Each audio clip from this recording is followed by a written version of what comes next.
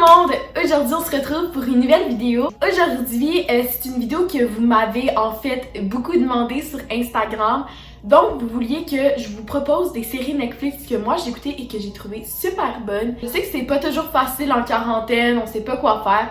Donc, je trouvais que cette idée de vidéo-là, de proposer des belles séries Netflix que moi j'ai aimées, puis que genre, vous y avez pas pensé, je trouvais que c'était une bonne idée de vidéo, puis aussi ça pouvait occuper votre temps. Alors, dans cette vidéo, je vais vous proposer 5 séries que j'ai écoutées et que j'ai adorées. Si vous voulez une partie 2 parce que j'ai écouté bien plus que 5 séries sur Netflix, dites-moi là dans les commentaires, ça va me faire plaisir de vous en redonner d'autres et de vous donner des conseils. Ça va pas me déranger de faire une partie 2 parce que j'aime beaucoup ça parler des séries Netflix. Donc sur ce, je vous laisse avec la vidéo. Alors la première série que je vais vous proposer, c'est ma série préférée sur Netflix et ma série préférée à vie.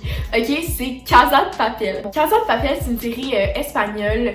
Puis jamais j'aurais pensé que c'était mon vibe de série puisque c'est comme une série vraiment de pow-pow, une série de suspense et tout. Dans le fond, l'histoire de cette série-là, c'est des voleurs qui se sont préparés durant une année entière pour commettre un braquage dans une des plus grandes banques. Ils se préparent pendant un an pour que le braquage soit tellement parfait et bien réussi que genre les caméras soient désactivées, que genre si mettons les policiers veulent faire ce plan-là, ben que eux ils ont déjà le deuxième plan d'activer. Je sais pas si vous comprenez un peu ce que je veux vous dire, mais en tout cas dans le fond c'est ils rentrent dans la banque, ils mettent tout le monde en otage, ils les habillent toutes pareilles, comme ça si un jour les policiers veulent essayer de rentrer dans la banque, ben genre, ils ne feront pas tirer sur, mettons, les voleurs, vu que tout le monde va être habillé pareil avec le même masque et le même ensemble rouge. Donc, c'est vraiment intelligent.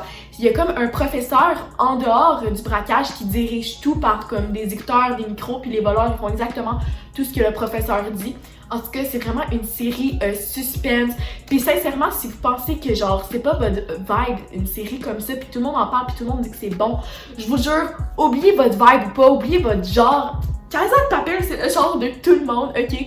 Moi, quand j'ai embarqué dans cette série-là, je me suis jamais arrêtée. Je me suis tapé les 3 premières saisons. Ça fait longtemps, l'année passée, je me suis tapé les 3 premières saisons en genre 2 semaines.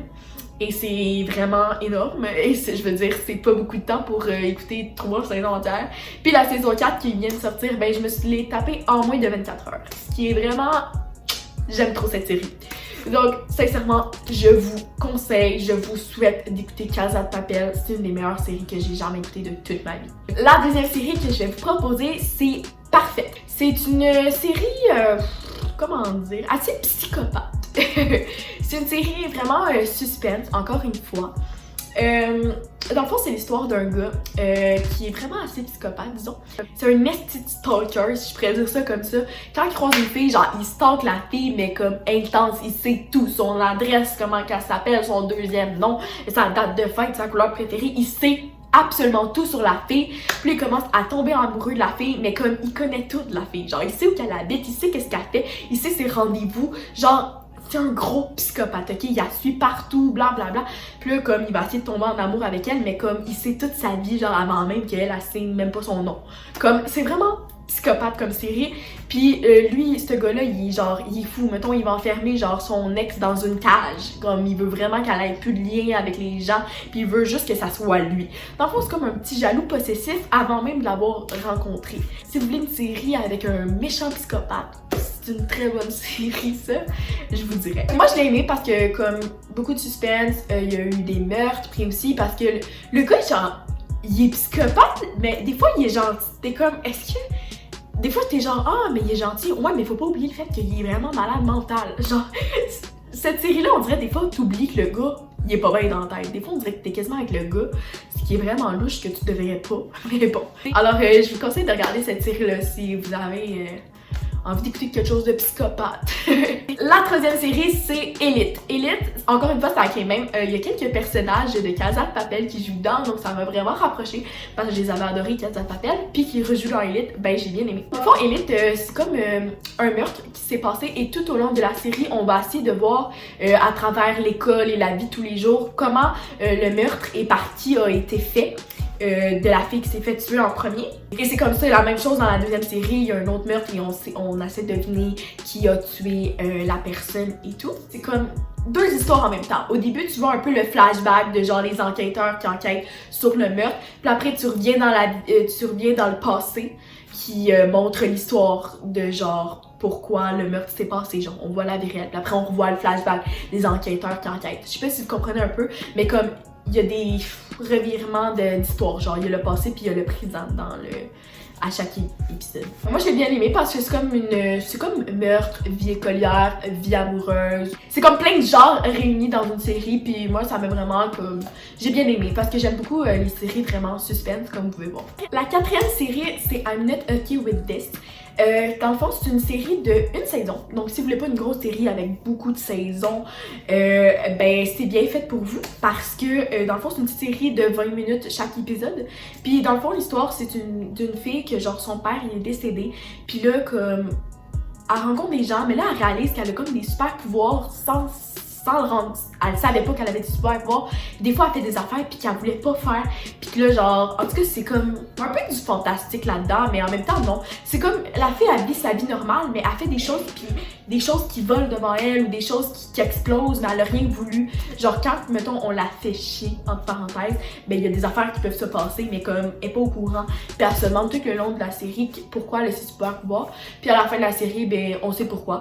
Donc, c'est vraiment genre une série de une saison, comme cool à écouter, puis de 20 minutes encore une fois, c'est pas long. Ceux qui, après 40 minutes, ils se tannent, ben ça c'est juste 20 minutes, puis tu sais, on s'attache, puis on peut finir ça en une journée, même pas. Fait que, ouais. Et la 5e série que je vais vous proposer aujourd'hui, c'est Incroyable. C'est une série que j'ai commencé il y a 3 jours, puis je l'ai terminée. Dans le fond, c'est une série... je sais pas comment expliquer ça, mais comme il y a plein de viols qui se font. C'est comme un homme masqué qui rentre dans les chambres de jeunes femmes et qui viole les femmes. Genre, jamais ils savent c'est quel homme, parce qu'il est comme masqué, fait qu'ils savent pas c'est qui, puis il viole. Puis genre, il y a une fille la première fille qui s'est fait violer, ben tout le monde la croyait pas, puis ils pensaient qu'elle inventait toute cette histoire-là, mais de plus en plus qu'il y a des viols refaits avec le même homme, que tout le monde réalise que finalement c'est le même homme, ben genre, tu sais, à un moment donné, je suppose qu'ils vont peut-être la croire. Qui sait, je vous dirais pas. C'est ça, c'est vraiment... c'est un peu dégueulasse, parce qu'on s'entend-tu que genre... viol, tu sais, si vous êtes sensible au sujet lourd comme le viol, ben ça serait pas une série pour vous parce que sincèrement c'est un peu dégueulasse. Je veux dire, on les voit pas vraiment totalement, mais tu sais, on voit des flashbacks de filles comme ça. Mais en tout cas, c'est un gros sujet, c'est des enquêtrices qui enquêtent là-dessus parce que... tu sais, parce que le gars qui viole les filles, il est un peu intelligent dans un sens, comme il efface vraiment toutes les traces pis tout. En tout cas, c'est une série assez lourde. Encore une fois, il y a une saison, mais les épisodes sont de 40 minutes. Je sais pas si va y avoir une saison 2, mais bon, voilà. Donc c'est ce qui conclut ma vidéo. J'espère que vous avez aimé ce genre de vidéo-là. Si vous aimez ce genre de vidéo-là, justement, faites-moi le part dans les commentaires, ça va me faire plaisir d'en refaire. J'ai bien aimé ce type de vidéo-là. Puis si vous avez écouté une des séries que je vous ai nommées, vous pouvez me le dire dans les commentaires, surtout Casa de Papel, ça me ferait tellement plaisir que vous l'avez écouté parce que c'est tellement la meilleure. N'hésitez pas à mettre votre thumbs up si vous avez aimé la vidéo, de vous abonner à ma chaîne si c'est pas déjà fait et à mes réseaux sociaux où je suis la plus active, donc Instagram. Je publie des photos quand même assez régulièrement, c'est là que je pose des questions pour ma chaîne YouTube dans mes stories. Sinon, il y a TikTok, une application que je publie des vidéos très régulièrement, très humoristiques. Donc voilà. Donc sur ce, on se retrouve pour une très prochaine vidéo très bientôt. Bye tout le monde!